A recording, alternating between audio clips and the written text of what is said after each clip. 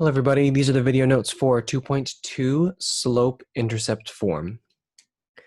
Slope-intercept form takes the equation y is equal to mx plus b. And this is an equation form that you can use to represent a straight line. And in this form, m is the slope.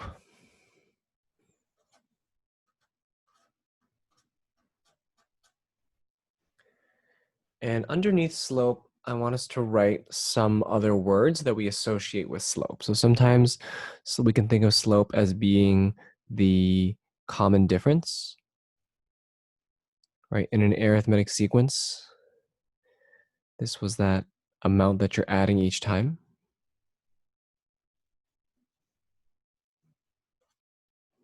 We also think of it as the rate of change.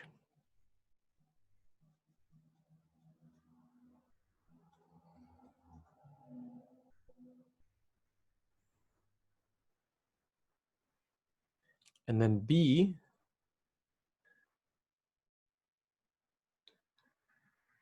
in a graph is going to be the y-intercept.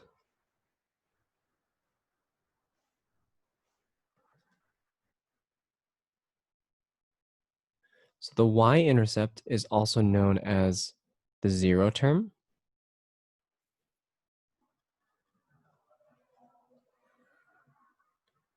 It's when x is equal to 0. And we can also think of the y-intercept as being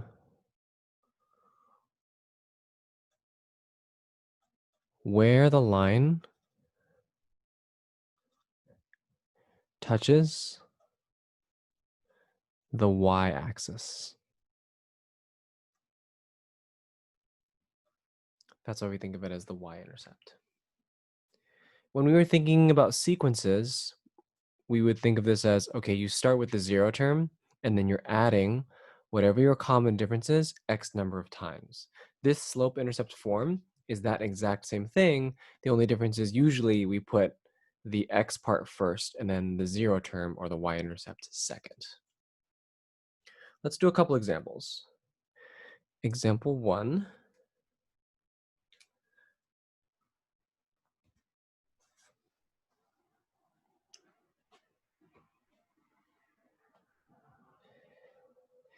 In this example, let's graph y is equal to negative 3/4 x plus 2.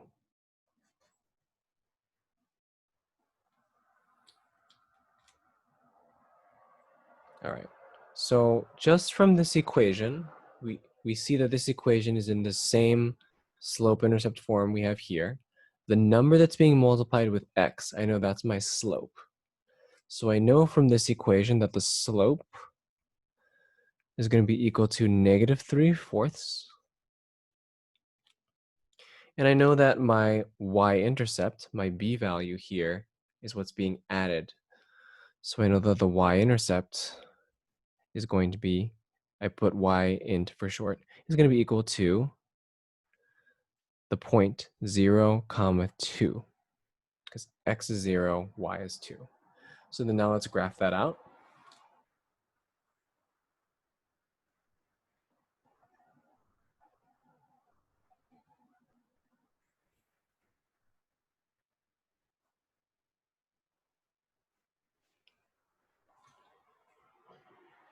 First thing that I'm going to do is I'm going to graph out this y-intercept of 2. So that's the point 0, 2. I'm going to put that on my graph here. 1, 2. There's my y-intercept. And then I know the slope is -3/4. So what that's telling me is from this y-intercept, the next point is going to go down 3 and to the right 4. So let's do that. Down 3, 1, 2, 3, and to the right 4. 1, 2, 3, 4. Down 3 to the right 4. I'm going down 3 because it's a negative slope. And then I know that the next point is going to be right here. And once you have 2 points, that is enough to draw a line.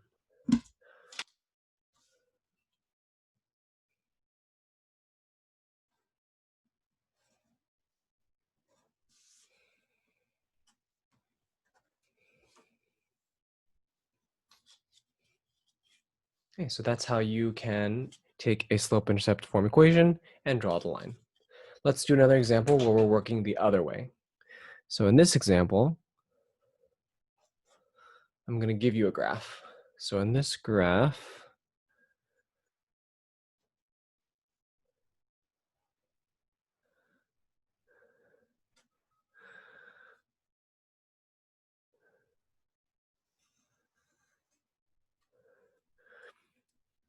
put a point at 1, 2, 3, at 0, -4,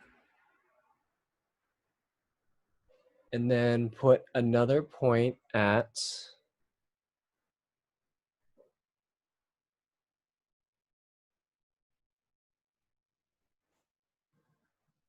2, 2, right there.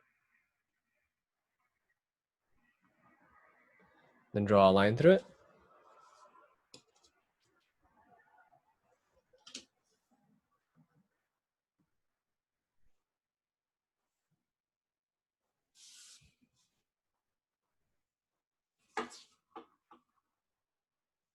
And we want to write an equation for this line.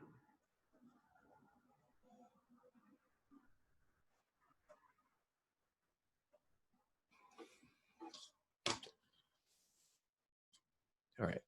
So if we want to write an equation for this line, we need to figure out, okay, what are these two pieces of information? What's the slope? What's the y-intercept? Okay, so let's figure out what is the slope. Okay, well, let's check between these 2 points. From here to there, it's going up 1, 2, 3, 4, 5, 6. So up 6, and to the right 1, 2. So I know that the slope is 6/2.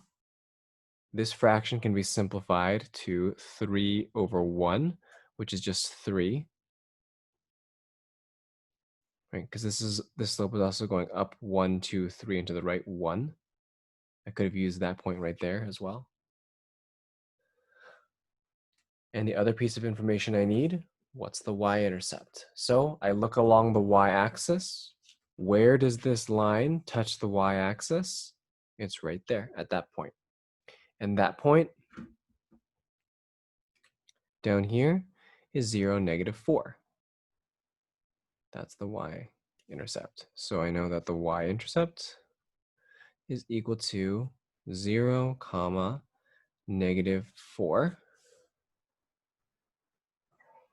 So my equation is going to be y is equal to the slope times x plus the y-intercept.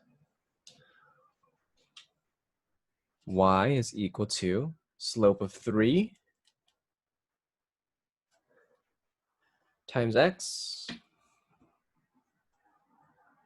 plus -4 is the y-intercept. So I'm just going to write it as -4. Plus -4 is the same thing as minus +4.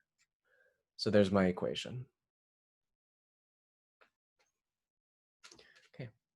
The last thing that I want to show you in these notes are some special cases.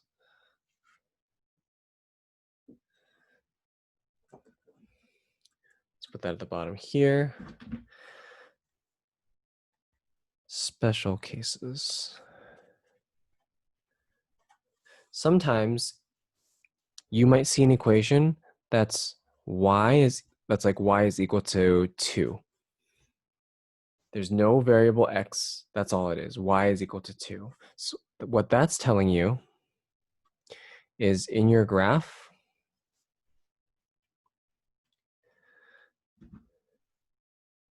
if you go to a y of 2, every single point on the line is going to have the same y value, and it's always going to have a y value of 2. So this could be a point, this could be a point, this could be a point, this could be a point, this could be a point, this could be a point. All of these points have a y value of 2. It doesn't matter what the x is, y is always 2. So what that's telling us is y equals 2 is a horizontal line right here.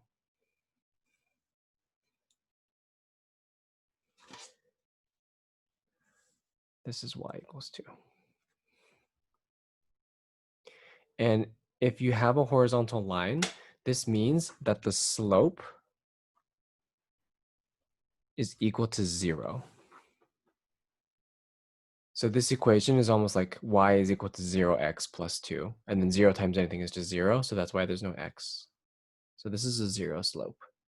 Another special case is you might have something like x is equal to 2. I'm just going to draw a line here to separate. What this would look like is